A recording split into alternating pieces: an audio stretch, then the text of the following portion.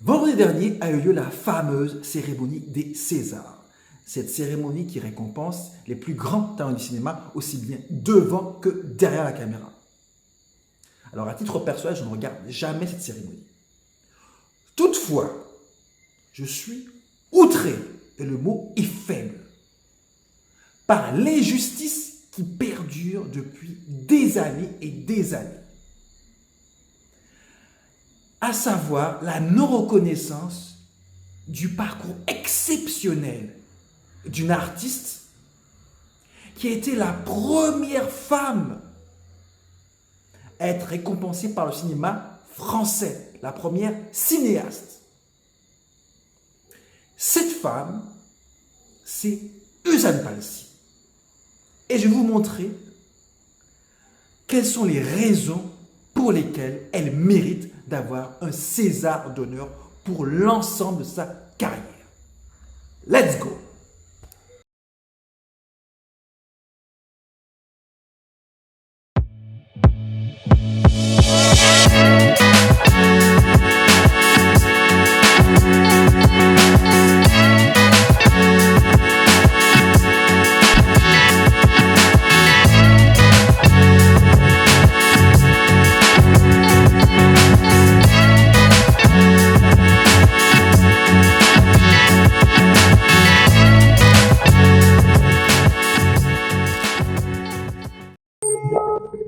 Née en Martinique en 1958, Uzan Palsi se passionne très tôt pour le cinéma britannique et pour la lecture.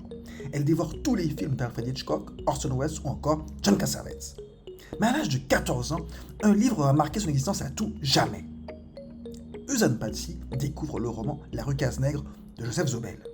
C'est l'histoire d'un enfant martiniquais des années 1930 qui découvre l'école tandis que sa grand-mère travaille dans les plantations de canne à sucre.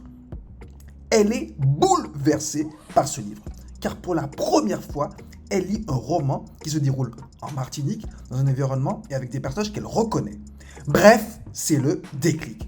À partir de ce moment, elle va tout mettre en œuvre pour réaliser son rêve, à savoir adapter l'œuvre de Joseph Zobel au cinéma. Ainsi, elle débarque après le baccalauréat à Paris, où elle commence ses études à la Sorbonne avant d'entrer à la prestigieuse école Louis Lumière. C'est la seule étudiante noire de la promo. Elle effectue ainsi des travaux d'assistanat ou de montage pour de grands noms du cinéma, tout en peaufinant le scénario de son premier long métrage. Ainsi, en 81, avec Opiniâtre T, elle parvient à convaincre le Centre national du cinéma à obtenir une avance sur recette pour son premier film. Elle devient ainsi la première cinéaste antillaise à bénéficier de cet avantage. Malheureusement, les producteurs ne suivent pas du tout. Remettons-nous dans le contexte. Dans les années 80, les producteurs ne sont pas du tout prêts à financer un film déjà réalisé par une femme, noire de surcroît, en plus sur une thématique portant sur les Antilles. Pour eux, cela ne va intéresser personne. Mais heureusement, deux rencontres vont complètement changer la donne. Grâce à sa coloc de l'époque, elle rentre en contact avec le plus grand réalisateur français de l'époque, à savoir François Truffaut. Celui-ci l'aide à parfaire son projet. Mais surtout, après avoir rencontré l'illustre homme de lettres et humaniste qu'est Aimé Césaire, le poète l'aide à boucler son film en lui octroyant une aide de 400 000 francs, ce qui est énorme à l'époque. Et au final, ce coup d'essai sera un coup de maître. Le film fait 3 millions d'entrées sans aucune tête d'affiche. Il obtiendra 20 prix à l'international, dont le fameux Lion d'argent du meilleur premier film et le prix d'interprétation féminine à la Mostra de Venise. Mais surtout, la réalisatrice martiniquaise, âgée de 25 ans, devient la première femme cinéaste à recevoir la fameuse statuette des Césars pour son premier film devant un certain Luc Besson. La gagnante est Uzan Palsi pour Rue Cazenègre. J'essaierai de dire quelques mots. Je voudrais, au nom de tous les miens, remercier tous ceux qui ont cru en moi et qui ont permis que ce film existe. Je veux parler de mes techniciens et de mes producteurs. Je remercie tout particulièrement les acteurs du film, la Martinique pour sa contribution multiforme, et puis Monsieur Joseph Zobel, l'auteur du roman Rue Cazenègre, pour m'avoir fait confiance. Grâce à ce succès international, Hollywood lui ouvre ses portes, notamment Robert Redford qui l'invite au festival du film indépendant de Sundance. Et dans la foulée, un nouveau projet lui est proposé, à savoir la réalisation du film Une saison blanche et sèche qui dénonce les ravages de l'apartheid avec notamment Marlon Brando. Elle devient ainsi la première réalisatrice noire à être produite par un studio hollywoodien et cerise sur le gâteau, la première et unique réalisatrice à diriger la légendaire star hollywoodienne. Dans les années 2000, elle poursuit son odyssée hollywoodienne. Les studios Disney l'engagent pour réaliser un téléfilm, à savoir Le combat de Ruby Bridges. Il s'agit d'un biopic sur la toute première gamine noire intégrée en 1960 une école pour enfants blancs à la Nouvelle-Orléans. Enfin, son dernier film américain, The Killing Yard, raconte la mutinerie de détenus noirs de la prison d'Attica en 1971 après l'assassinat de George Jackson du Black Panther Party. En parallèle de ce parcours américain, elle n'en oublie pas la France. Elle réalise ainsi un documentaire, une triptyque sur l'illustre Aimé Césaire et un film sur les vétérans antillais ayant rejoint les forces françaises libres du général de Gaulle en 1940.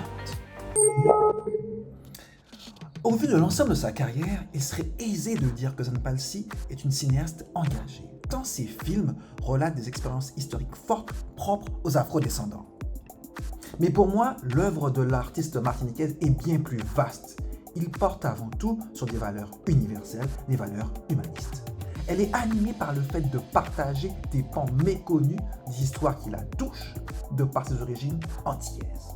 Et c'est la raison pour laquelle l'Académie américaine lui a attribué un Oscar d'honneur en 2022 pour l'ensemble de sa carrière, alors que le pays des droits de l'homme, son pays natal, ne lui a jamais accordé les mêmes honneurs à ce jour. Certes, la cinéaste a dernièrement fait l'objet d'une rétrospective au Centre Pompidou, mais elle se bat toujours pour trouver des soutiens financiers en France pour ses futurs projets. Mais une autre réalisatrice noire, tout aussi engagée, poursuit ses traces. Je souhaiterais revenir avec vous quand même sur deux éléments phares, à savoir le film La Rue Cazeneuve. Il faut savoir qu'à l'époque, il faut bien se rendre compte de ça, c'est un phénomène sans précédent dans la mesure où c'est la première fois que la communauté antillaise se reconnaît à travers un film qui parle de leur histoire. Je me souviens très bien qu'à l'époque, c'était... pour nous les Antillais, c'était le film qu'il ne fallait pas louper, quoi. Parce que pour la première fois, on parlait de nous, sur le grand écran. Je rappelle aussi qu'à l'époque, il n'y avait pratiquement pas d'acteurs noirs à qui on proposait des premiers rôles. Avec ce film, on franchit un cap.